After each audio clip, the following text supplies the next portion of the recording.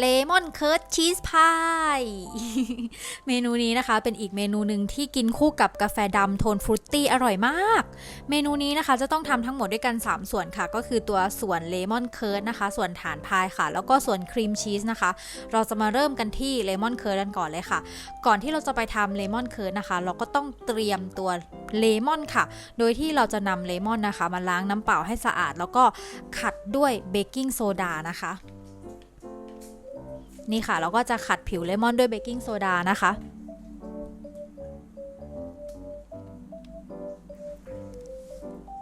นี่ค่ะแล้วก็จะขัดแบบนี้นะคะ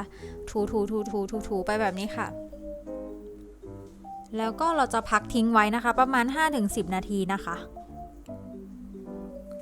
พักตัวเบกกิ้งโซดาที่เคลือบเลมอนไว้ 10-15 นาทีค่ะขัดวนไปค่ะแม่แล้วก็ไปล้างน้ำเปล่าให้สะอาดนะคะจากนั้นเราจะมาเริ่มทำกันเลยค่ะเราก็จะใส่น้ำตาลทรายนะคะ100 กรัมค่ะแล้วก็ขูดผิวเลมอนนะคะ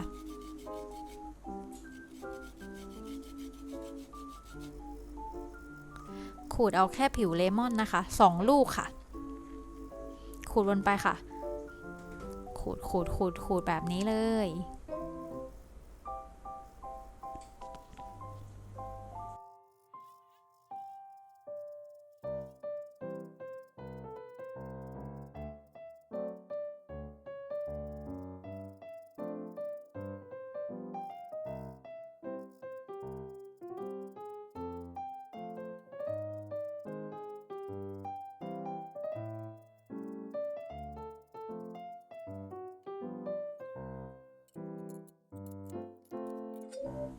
เมื่อเราขูดผิวเลมอนลงไปในน้ำตาลเรียบร้อยแล้วนะคะเราก็จะมาคั้นน้ำเลมอนค่ะ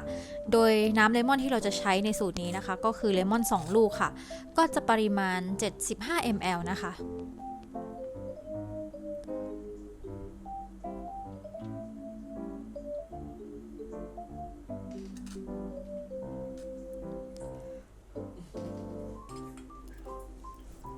เราก็จะบีบน้ำเลมอนนะคะแล้วก็ใช้ที่กรองแบบนี้ไม่ให้เมล็ดลงไปนะคะ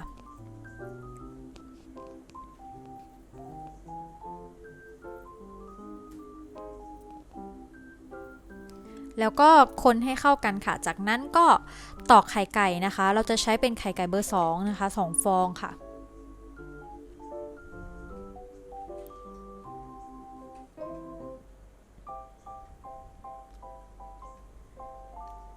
ใส่ลงไปแบบนี้ค่ะจากนั้นเราก็จะคนให้เข้ากันนะคะทั้งไข่น้ำตาลแล้วก็ผิวเลมอนค่ะก็ตีแบบนี้นะคะจะต้องตีให้ไข่ขาวแตกนะคะไม่งั้นเวลาที่เราเอาไปกวนเนี่ยเขาจะเป็นเยื่อๆขาวๆติดลงไปในเลมอนเคิร์ดมันจะดูไม่ค่อยสวยงามค่ะ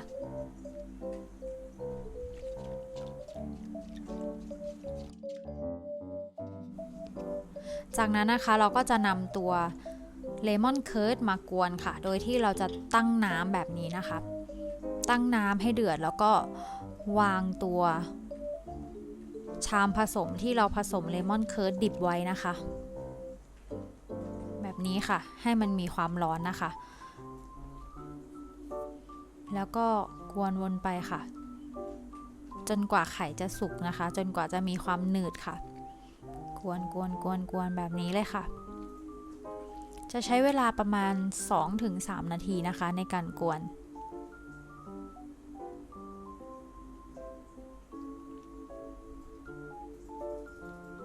นี่ค่ะก็จะเริ่มสุกแล้วค่ะ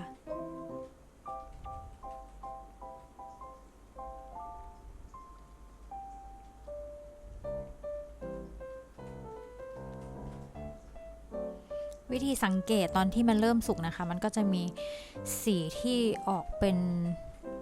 ตุ่นขึ้นมานะคะขาวๆขึ้นมาค่ะจากที่ออกเป็นสีเหลืองแป๊ดเมื่อกี้นะคะน้องก็จะเริ่มออกเป็นขาวๆตุ่นๆค่ะแล้วก็หนืดขึ้น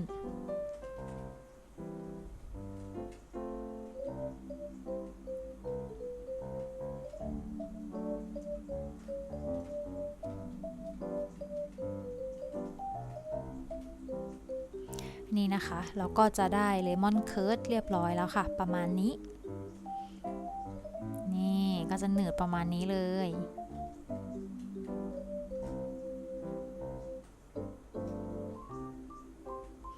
จากนั้นนะคะก็จะเติมเนยลงไปค่ะ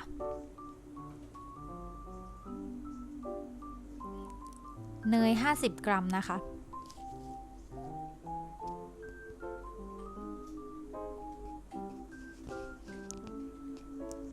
เนยนี่นะคะเราจะใส่ตอนที่เราปิดไฟตอนที่เรากวนเลมอนเคิร์ดได้แล้วนะคะเราปิดไฟเนี่ยมันจะยังมีความร้อนอยู่แล้วก็ใส่เนยลงไปแล้วก็กวนให้เข้ากันกับเลมอนเคิร์ดแบบนี้ค่ะเนยเนี่ยเราจะใช้เป็นเนยจืดนะคะ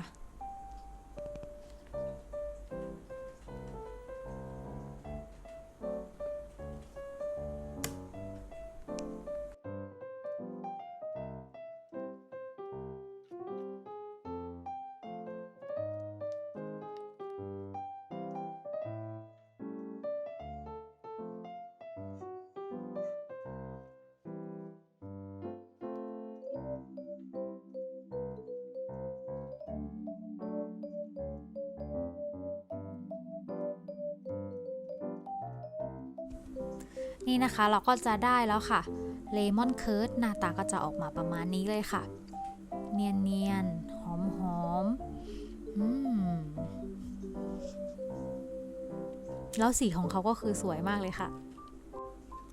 จากนั้นนะคะเราก็จะพักเลมอนเคิร์ดไว้ใน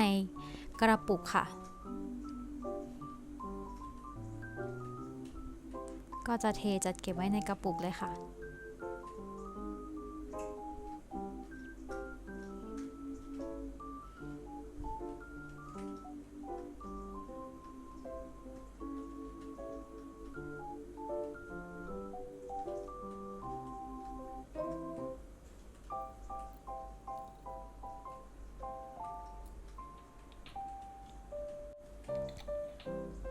แล้วก็ปิดฝาและจัดเก็บแบบนี้เลยค่ะ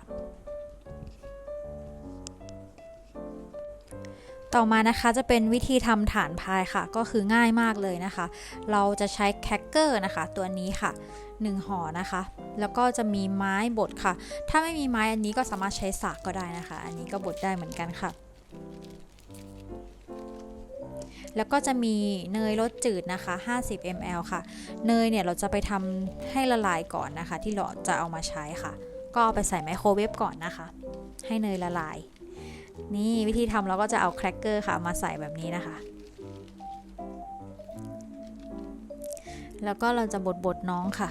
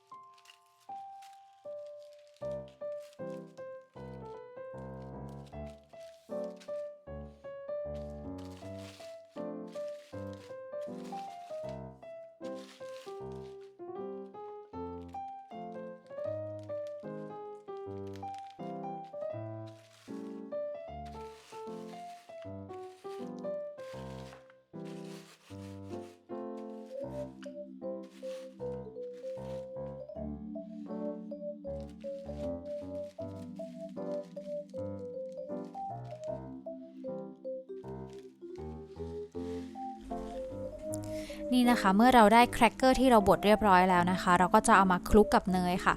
ก็จะเทเนยลงไปแบบนี้เลยนะคะแล้วก็จะคลุกเคล้าให้เข้ากันค่ะ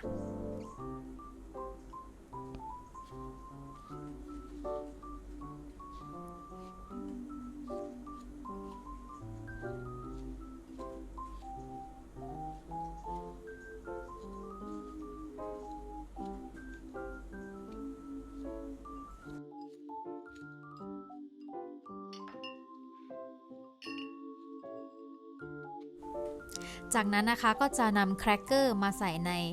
ภาชนะที่เราจะทำพายค่ะอาจจะกดเล็กน้อยด้วยนะคะแต่สำลีไม่ชอบกดสำลีชอบกินแบบเหลวๆไม่ชอบให้มันแข็งๆนะคะ เมื่อเราใส่ตัวฐานพายนะคะลงไปในภาชนะของเราเรียบร้อยแล้วเนี่ยเราจะเอาไปแช่เย็นนะคะเพื่อให้ตัวพายกับเนยเนี่ยเซ็ตตัวค่ะ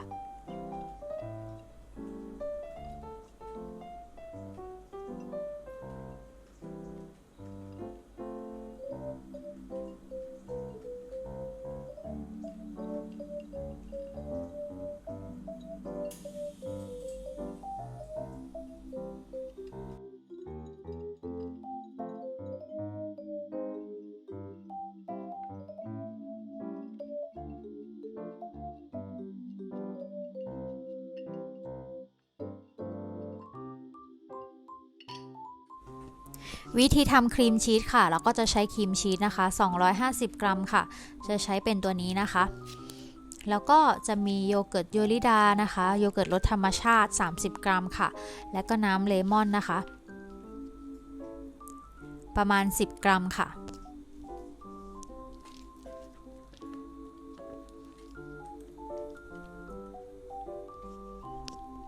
นี่นะคะเราก็จะ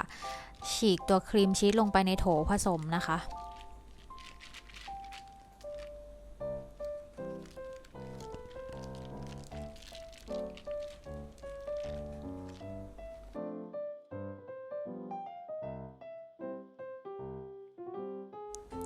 ตามด้วยน้ำเลมอนเล็กน้อยนะคะและต่อด้วยโยเกิร์ตค่ะนี่เราจะใช้โยเกิร์ตโยลิดาตัวนี้นะคะนี่30 กรัมค่ะใส่ลงไปเลยค่ะ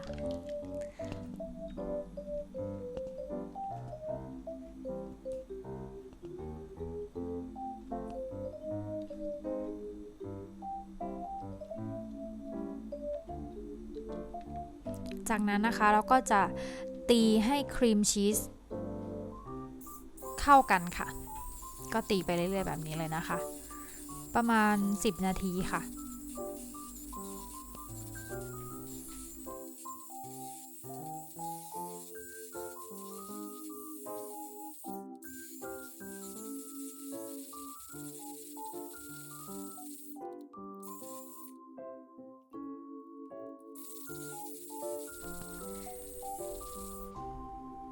นี่นะคะเราก็จะได้แล้วค่ะครีมชีสก็จะหน้าตาประมาณนี้นะคะแล้วก็เราจะเอาครีมชีสนะคะมาปาดแล้วก็ใส่ลงไปบนฐานพายนะคะที่เราเอาไปแช่เย็นให้น้องเซ็ตตัวเรียบร้อยแล้วนะคะ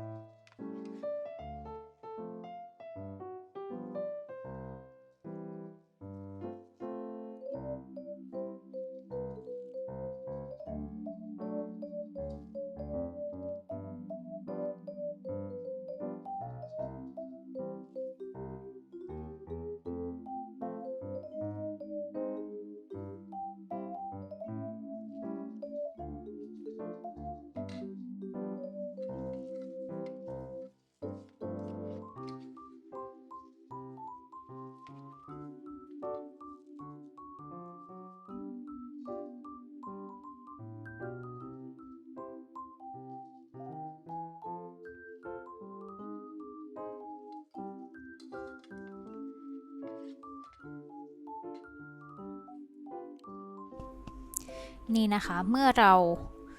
ได้ฐานพายครีมชีสเสร็จเรียบร้อยแล้วนะคะเราก็จะมาโปะด้วยเลมอนเคิร์ดค่ะโปะแบบนี้นะคะ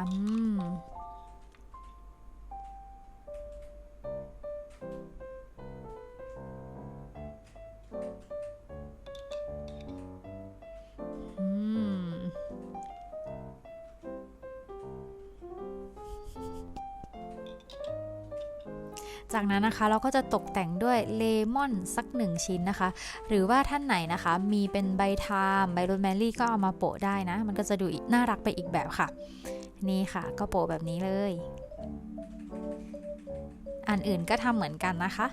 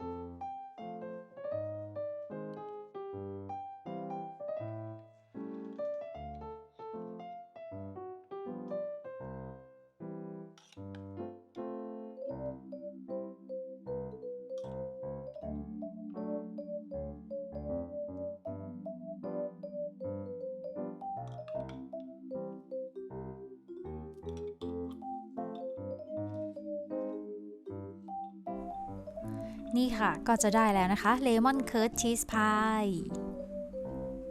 น่าทานไหมคะโอเคเดี๋ยวเราจะไปลองทานพร้อมๆกันเลย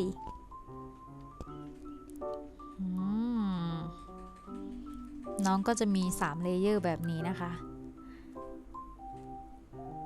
นี่ค่ะน่าทานไหมคะก็ไปลองทำกันดูนะคะขอให้มีความสุขกับกาแฟและเบเกอรี่นะพบกันคลิปหน้าค่ะถ้าชอบก็ฝากกดไลค์กดแชร์เป็นกำลังใจให้ด้วยนะบ๊ายบายค่ะ